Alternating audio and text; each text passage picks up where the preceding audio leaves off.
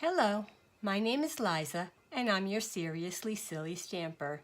Today I thought I'd pop on and demonstrate how I made the card panels to these two cards.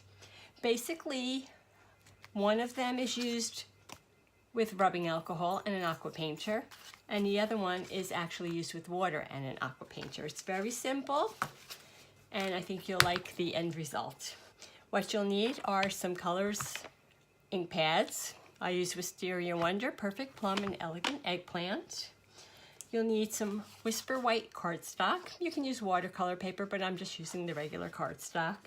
You'll need an aqua painter filled with water and an aqua painter filled with rubbing alcohol, some painter's tape, and a paper towel to dab off your color.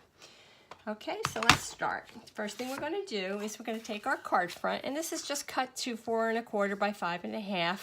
We're going to start out with that and then trim it later on when we add it to our card front. We're going to add some painter's tape, and this is, I've used this piece several times, and I like to get the stickiness off of it. So I'm just reusing it because the more you reuse it, the less tacky it comes. Otherwise you pick up your paper like I did on this piece over here. So just add your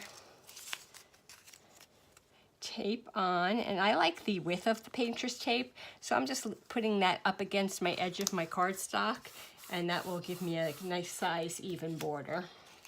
The top's not as necessary because we're not actually going to reach the top, but later on we stamp our image, we might want to know what would be the, oh, see, don't go crooked there. It's really not really terrible if you go crooked there, because we're trimming this later, so we can kind of straighten it out during the trimming process. So just make sure that it's tight against there. And then we're going to put our last piece on here. And again, top is not as important. It's pretty much just as a guide later when we put our stamp down.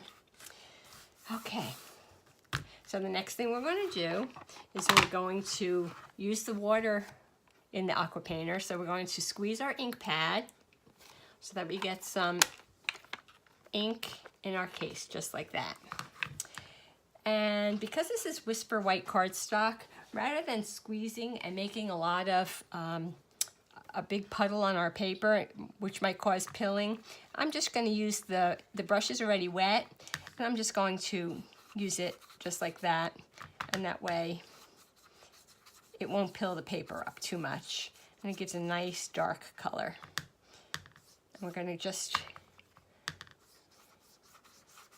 go a little ways up like that, and we're just going to give it a good color. Try not to get your bristles underneath.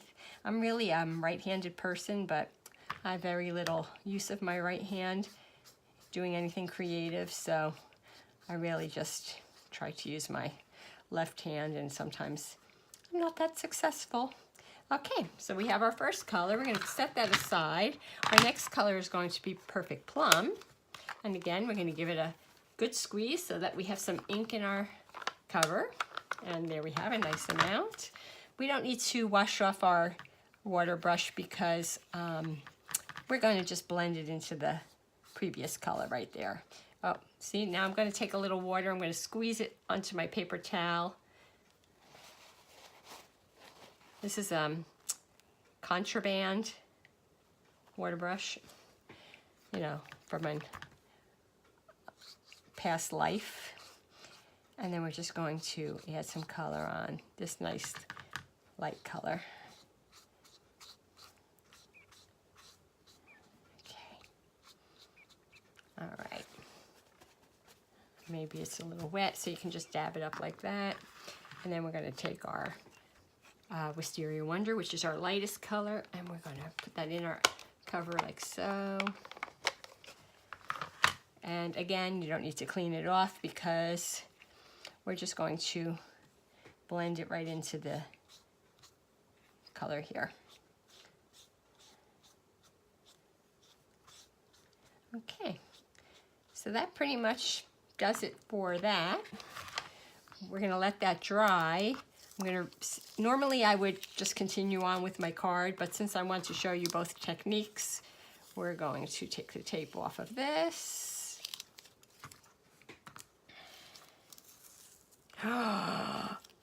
See what happened? It's okay, we're gonna trim that away later. It's okay, don't panic. Okay. And then we're going to take this tape off here like so. And then we're going to let that sit right there to dry. I'm going to get our second piece of paper. Okay, again, we're going to add this on, our tape onto it. The same way we did previously. Maybe not push so hard so that I ripped the paper off again. But it really does need to be tight here because you don't want to go underneath. Although I found it does bleed a little bit underneath. But I kind of like the effect, so it doesn't really matter, to me anyways. Okay, and I'm going to put some on the side here. Pretty much we're doing exactly the same thing we did previously, but we're going to use alcohol instead of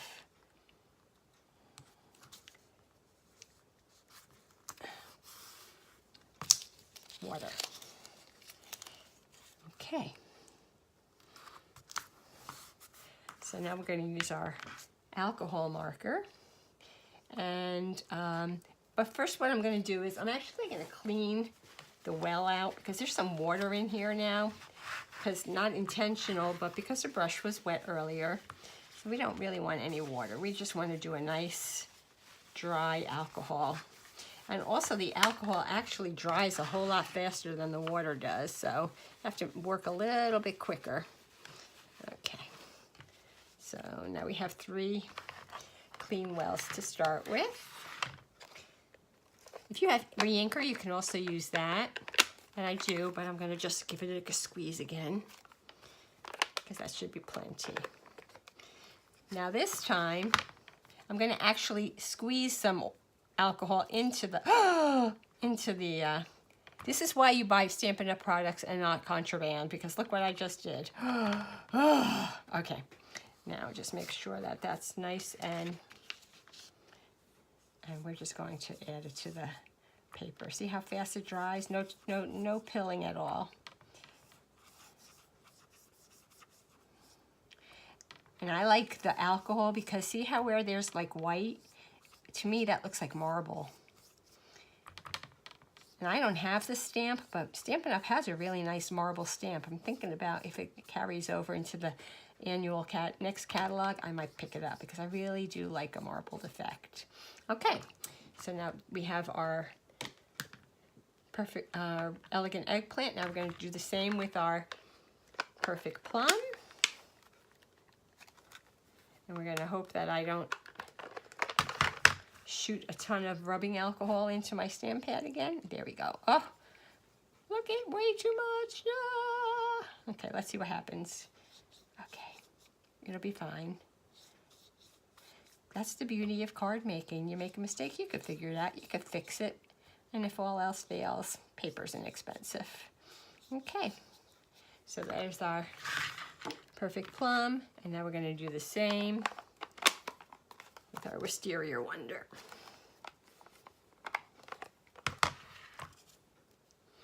Just a little bit of, there we go. And we're just gonna go just to continue the color up. There we go. And this time I would definitely clean out the wells since now there's rubbing alcohol in there. See how nice that cleans up? Good as new. So we'll close up our Wisteria Wonder.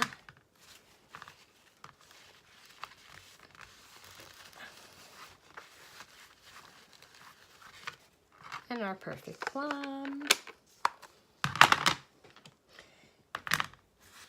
And this is the one I drowned before. Do you remember? Do you remember my gasp? Oh. Okay, we give that a clean. Okay. So basically, Probably didn't need to watch me do all of that, but we're going to do the unveiling.